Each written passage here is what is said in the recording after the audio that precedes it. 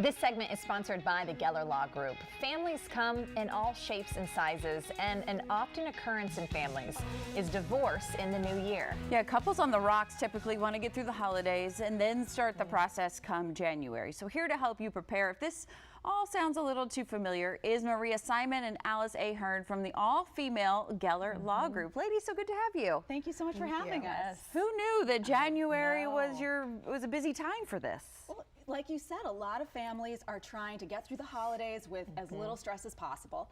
And this is a good time to start taking into account an inventory of what they're going to look for in the new year. So you have some suggestions for maybe people who are heading into this for 2023, starting with that support network, right? Exactly. Who's your support network? So you're looking for, do you have a mental health provider? Do you have a therapist? Have you started looking into a lawyer? That's always a good thing, just so that you can stay protected. It's not about jumping into court, but just so you know, what does this mean?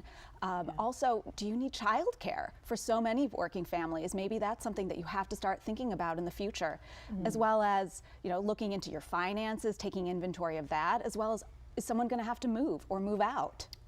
Yeah, and Alice, you talked about the Maria talked about the finances. Like, you really need to have like a spreadsheet and get that in order, right? We usually suggest people at least start working on their spreadsheet, look at what do you have in real estate, what your retirement accounts are. Everyone has that old retirement account from a job years ago. Where is it? How much is in it? So we ask people to just start looking at that, start making the spreadsheet. It doesn't have to be perfect, but at least, you know, start getting your finances in order. And it's a good time to do it too, right? Because you're getting all your year-to-end statements. Sure. So if things are coming in the mail, take a picture of it, scan it, save it, archive it. Even if you're not the one who normally does the taxes, it's still just good to have that on hand. What about, sometimes we say new year, new you. You want to go out and buy a new car or maybe change your jobs. If you're thinking of getting a divorce, is this not the time to do that? It's not. Okay. It's not. You don't, no, you don't want to incur any big new debt. So while it's really tempting to go out and buy the new car with the big bow on it, this is not the time to do it. Also, not changing jobs. You want to have some stability showing what your income is. Gotcha. Okay. Another big don't is, even if your spouse has said, let's see other people, let's start dating, even if you've started separating, wait until you've talked to a lawyer about that. There can be a lot of consequences that people aren't aware of. We were surprised about that when we read that, and especially, and I don't know about the other states, but Maryland, they still have that year that you have to be separated. I know it got sped up during the pandemic, but like, you've got a year of separation and you can't date, but you talk to a lawyer first before you do anything. How that is looked at in Virginia is different than in DC, and it can be different in Maryland as well. And so you want to just have a plan in place before you jump into dating. Never even thought of that, that's for sure. No, in the social life going on with that, we were also surprised by what you say for posting on social media. What should and shouldn't we be doing? So we always just recommend that, you know, think about it, think twice before you put anything out on any kind of social media.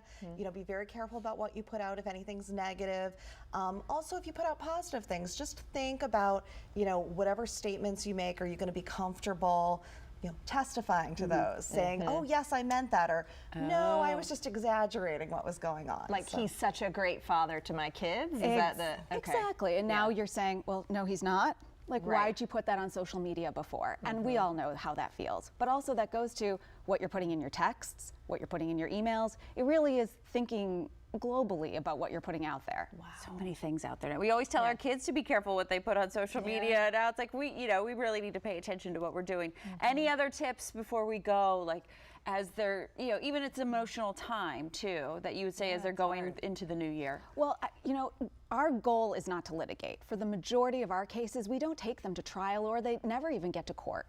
So at the Geller Law Group, where we are a female-owned law firm, our goal is to help you get through this with dignity and respect, and hopefully come out with a amicable co-parenting relationship, right? Because even if you have a 2-year-old or an 18-year-old, if you've been married to your spouse, you're gonna be with this person in some way, shape, or form for the rest of your life. So that is really one of our goals in trying to get, you know, through and help you through this very emotional situation. Yeah, it's We always also want tied to people. him. We also want people to be thinking about creative ways to resolve their divorce. We do collaborative divorce mediation, which are much gentler options than what people traditionally think about in divorce. They have all the expertise right now. Thank you, ladies. Yes. You can get more information from the Geller Law Group by heading to gellerlawgroup.com, or you can call 703-687-6188. Again, the number to call is 703-687-6188.